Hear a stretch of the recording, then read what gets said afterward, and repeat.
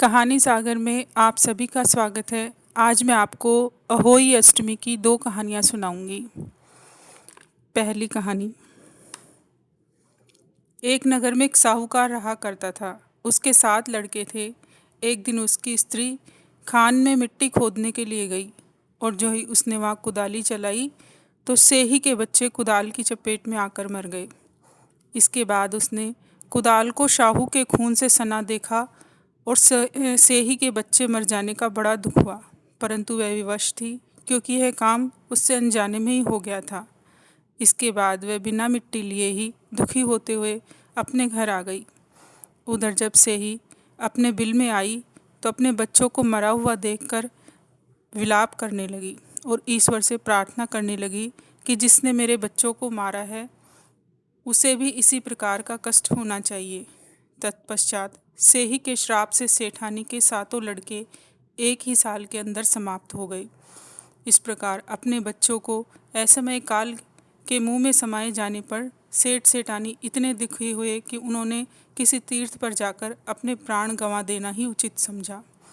इसके बाद वे घर छोड़कर पैदल ही किसी तीर्थ की ओर चल दिए और खाने की ओर कोई ध्यान न देकर जब तक उनमें कुछ भी शक्ति और साहस रहा तब तक वे चलते रहे और जब वे पूर्णतया आसक्त हो गए तो अंत में मूर्छित होकर गिर पड़े।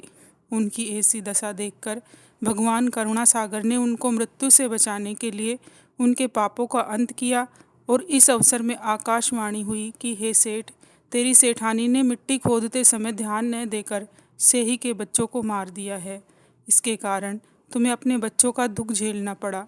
यदि अब पुनः घर जाकर तुम मन लगाकर गऊ की सेवा करोगे और अहोई माता जगता देवी का विधि विधान से व्रत प्रारंभ कर प्राणियों पर दया रखते हुए स्वप्न में भी किसी को कष्ट नहीं दोगे तो तुम्हें भगवान की कृपा से पुनः संतान का सुख प्राप्त होगा। इस प्रकार आकाशवाणी सुनकर सेठ सेठानी प्रसन्न हो गए और भगवती देवी का स्मरण करते हुए घर को चले आए। इसके बाद श्रद्धा भक्ति से न केवल अहोई माता का व्रत किया अपितु गऊ की सेवा करना भी उन्होंने आरंभ कर दिया तथा जीवों पर दया भाव रखते हुए क्रोध और द्वेष का सर्वथा परित्याग कर दिया। ऐसा करने के पश्चात भगवान की कृपा से सेठ सेठानी 7 पुत्रों वाले होकर अनगणित पोत्रों सहित संसार में नाना प्रकार के सुखों को भोगकर स्वर्ग को चले गए। अहोई माता की दूसरी कहानी। एक साहूकार था जिसके 7 बेटे थे, 7 बहुएं तथा एक बेटी थी। दीपावली से पहले कार्तिक बदी अष्टमी को 7 बहुएं अपनी इकलौती ननद के साथ जंगल में मिट्टी लेने गई। वहाँ शाहू की मान थी। मिट्टी खोदते समय ननद के हाथ से सेई का बच्चा मर गया। शाहू माता बोली कि मैं तेरी कोख बांधूंगी। तब ननद अपनी 7 भाभियों से बोली कि तुम में से मेरे बदले कोई अपनी कोख बंधवा लो। सब भाभियों ने अपनी कोख बंधवाने से इनकार कर दिया, परंतु छोटी भाभी सोचने लगी कि यदि मैं कोख नहीं बंधवाऊंगी तो सासू जी नाराज होगी।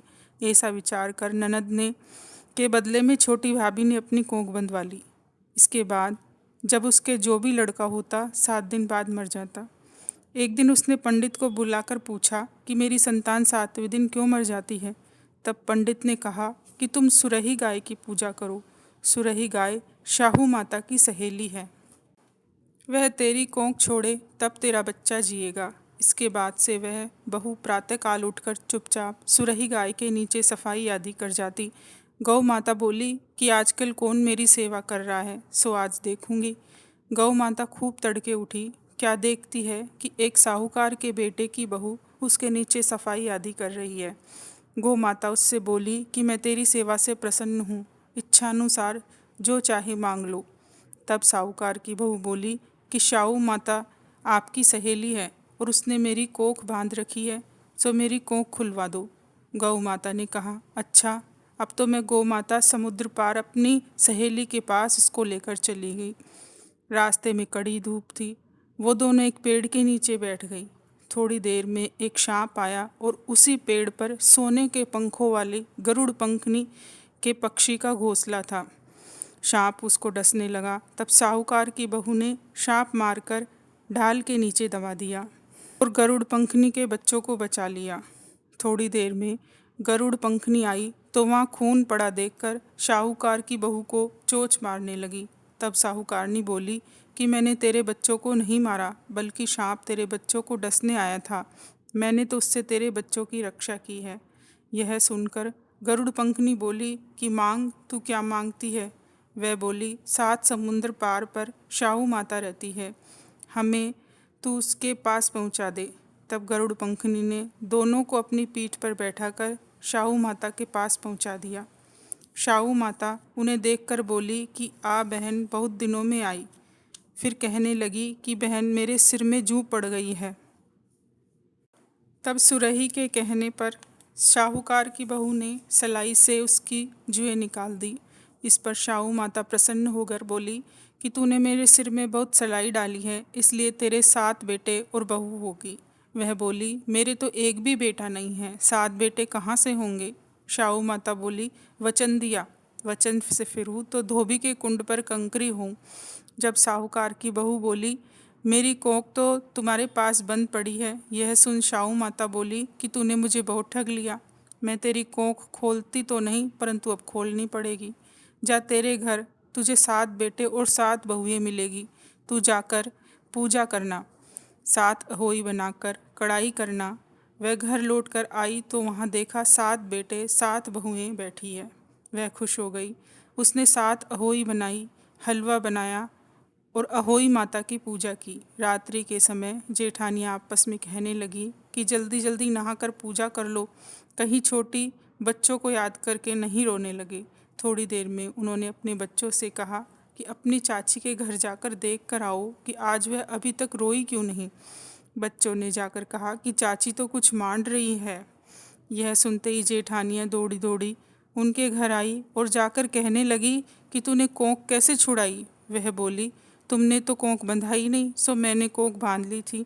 अब शाहू माता ने कृपा करके मेरी कोख खोल दी है। शाहू माता ने जिस प्रकार उस साहूकार की बहू की कोख खोली, उसी प्रकार कहानी कहने वाले और सुनने वालियों सभी की कोख खुली रखना। जय हो अहोई माता की।